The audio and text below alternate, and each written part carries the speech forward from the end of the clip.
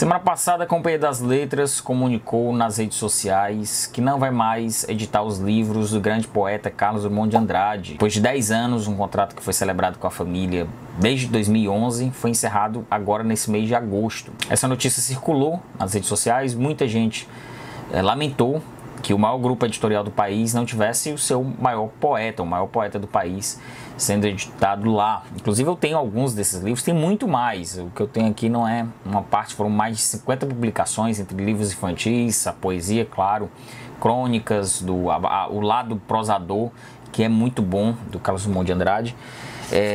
Tinha um conselho editorial exclusivo para essas publicações aqui, que mantinha esse padrão gráfico branco, né, a lombada todas iguais. Sempre tinha um nome de grande influência na literatura fazendo o pós-fácil de todos esses livros, fotografias, material extra. Conselho editorial formado por Antônio Carlos Sequim, o Davi Arrigucci Jr., o Elcanã Ferraz e o Samuel Titan Jr. Um conselho realmente muito especializado na obra do Drummond e, como eu falei, também tinha sempre a participação de um pós-fácil, de um material extra em cada um desses livros.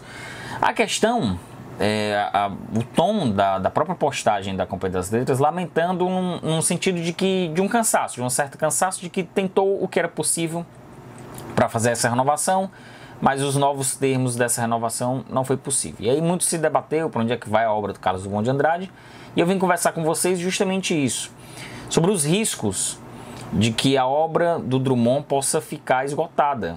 Essas obras aqui, eu até conversei com alguns colegas em grupos, no Telegram, no WhatsApp, e muita gente falou que desses livros aqui já tem alguns que estão esgotados. Apesar de que eu entrei no site da editora e todos estão disponíveis, não tem nenhum esgotado, evidenciando o cuidado que a editora tem com essas publicações, não deixou obras esgotadas, que era muito comum, né? Depois de 10 anos, os livros lançados ali em 2011, 2012, 2013, estarem hoje em 2021 esgotados, mas no site da editora todos estavam com suas edições disponíveis, né?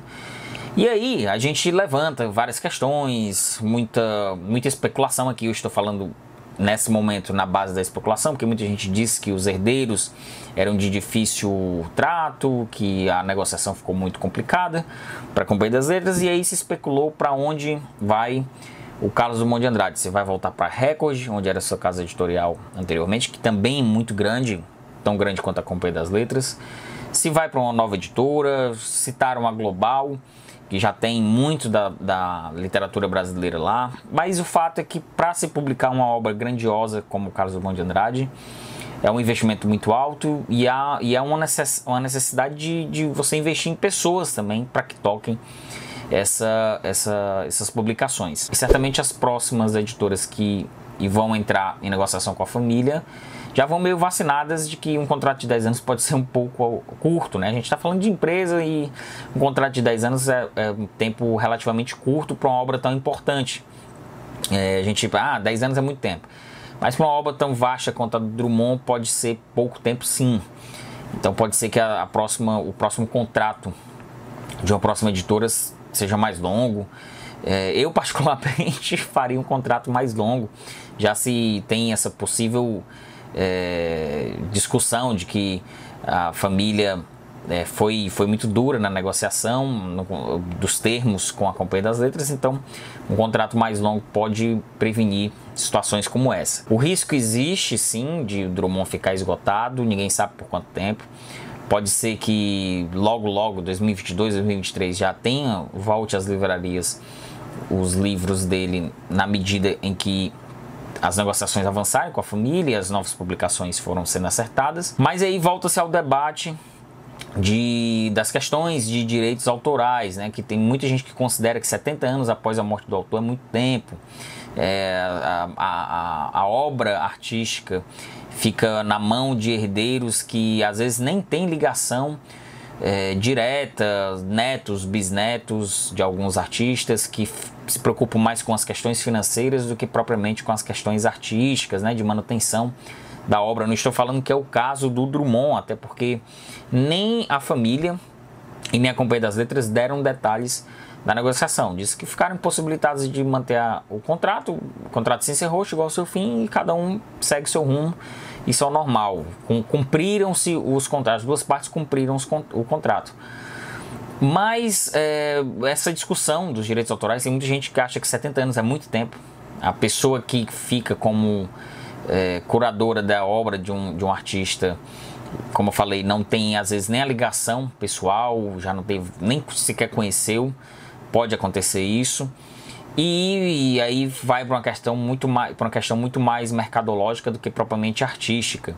Para o nosso lado aqui, para o lado do eleitor, a gente teve recentemente a obra do George Orwell, que 1º de janeiro desse ano tornou-se pública, e aí várias editoras começaram a produzir e reeditar, relançar os livros do Orwell, o que com certeza capilarizou a quantidade de possibilidades, né, para os leitores. E aí eu quero saber de você o que é que você acha desses riscos de negociações, de contratos, de obras tão volumosas e grandiosas quanto essas do Drummond, elas podem ficar esgotadas. E isso é um risco sério, é um risco muito possível de que as próximas negociações com outras editoras não sejam tão vantajosas quanto aqueles feitos lá pela Companhia das Letras e a família decida fazer uma quebra de braço cada vez mais longa, e o tempo vai passando e esses livros vão ficando cada vez mais distantes dos leitores. Quero conversar com vocês o que é que você acha sobre esse negócio dos direitos autorais, se é muito tempo, se não é.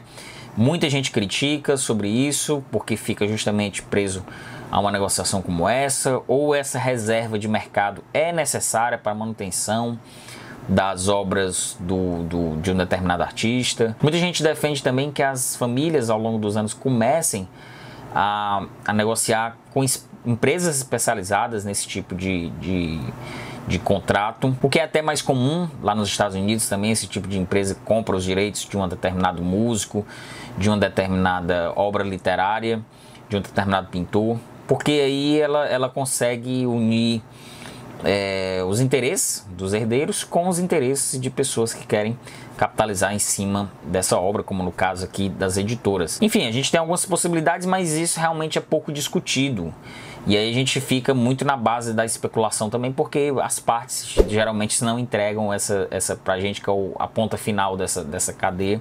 A gente também fica muito na base da especulação. Mas é isso, pessoal. Vamos comentar aqui, a gente vai conversar. O que é que você acha sobre essa questão envolvendo a obra do nosso maior poeta? Lembre de conhecer o nosso Clube Mais Seleção, você fica recebendo vários benefícios.